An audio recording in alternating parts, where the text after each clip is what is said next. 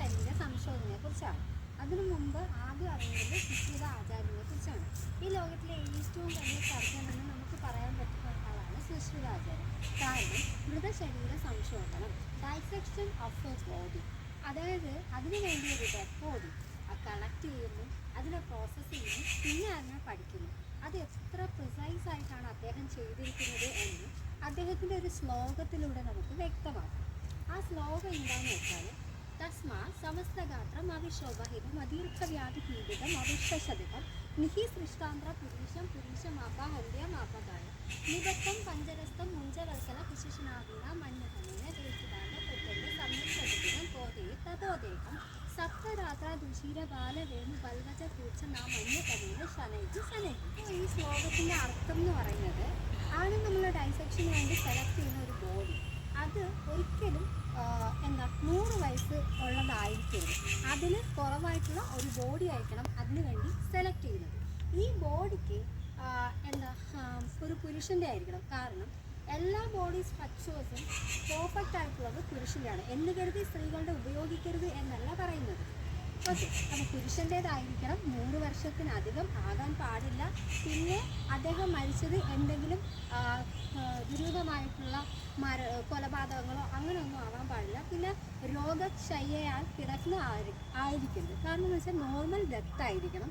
പിന്നെ ഇങ്ങനെ നമ്മൾ ആ സെലക്ട് ചെയ്യുന്ന ബോഡിയെ ആദ്യം നമ്മൾ ക്ലീൻ ചെയ്യുന്നു. ഇങ്ങനെ ക്ലീൻ ചെയ്യുന്ന ആ ശ്ലോകത്തിൽ തന്നെ പറയുന്നു, എന്താ, സപ്തസമസ്തഗാത്രം അവിശോഭഹിതം നിഹി സൃഷ്ടം.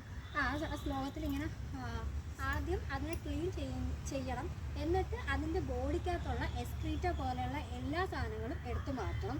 അതിനുശേഷം പിന്നെ പറഞ്ഞിരിക്കുന്ന കുറേ ഡ്രഗ്സ് ഉണ്ട്. ആ ഡ്രഗ്സ് വെച്ചിട്ട് ആ ബോഡിയിൽ അപ്ലൈ ചെയ്തിട്ട് പിന്നെ കോറ ക്ലോത്ത് പോലെ വരിഞ്ഞ് കെട്ടി മുറുക്കി പിന്നെ ഒരു പെട്ടിക്കകത്തിട്ട് അടച്ച് ഒരു ഗുഹയ്ക്കകത്ത് കൊണ്ടുവയ്ക്കണം.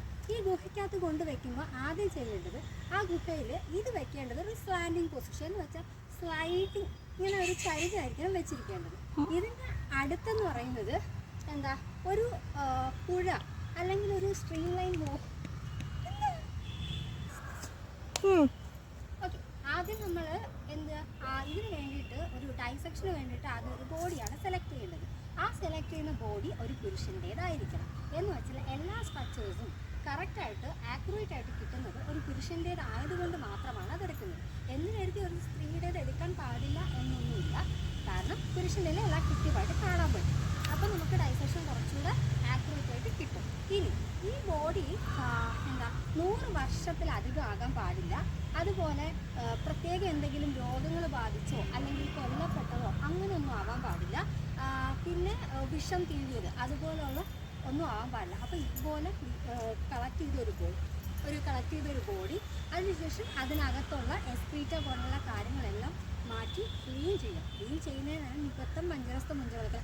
അതിൽ തന്നെ പറയുന്നുണ്ട്, കുറേ ഡ്രഗ്സ് ഉപയോഗിച്ച് ക്ലീൻ ചെയ്ത് അതിന് ക്ലോത്തിനകത്ത് ഈ ഡ്രഗ്സ് അപ്ലൈ ചെയ്തിട്ട് അത് വെച്ച് ബൈൻഡ് ചെയ്ത് പിന്നെ അതിനൊരു പെട്ടിക്കകത്താക്കിയിട്ട് ഈ പെട്ടി കൊണ്ടുവന്ന് ഒരു ഗുഹയ്ക്കകത്താണ് വെക്കുന്നത്. ഇത് വെക്കുമ്പോൾ ഒരു സ്ലാൻഡിങ് പൊസിഷനിലായിരിക്കണം വെച്ചിരിക്കുന്നത്. എന്തിനായിരിക്കും അത് വെച്ചിരിക്കുന്നതെന്ന് വെച്ചാൽ അതിൻ്റെ ഒരു അത് ബ്യൂട്ടിഫിക്കേഷന് വേണ്ടിയിട്ടാണ് വെക്കുന്നത്.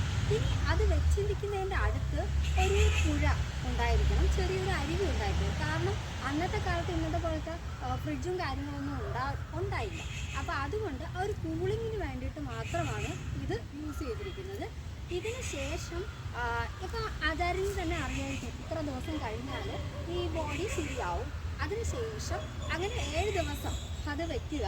അതിനുശേഷം അവിടെ വന്ന് ആ ബോഡി പെട്ടി ഓപ്പൺ ചെയ്തിട്ട് ആ ബോഡി എടുത്തിട്ട് അതിനെ ക്ലീൻ ചെയ്യുക. ബ്രഷ്, ഇപ്പോൾ കൂർച്ച അങ്ങനെയുള്ള കാര്യങ്ങളൊക്കെ വെച്ചിട്ട് ക്ലീൻ ചെയ്തിട്ട് പിന്നെ അതിനെ പഠിക്കാൻ ഉപയോഗിക്കാം. ഇത്രയേ ഉള്ളൂ മൃതശരീര സംശോധന ഏവ സംരക്ഷണം അതിൻ്റെ അർത്ഥം.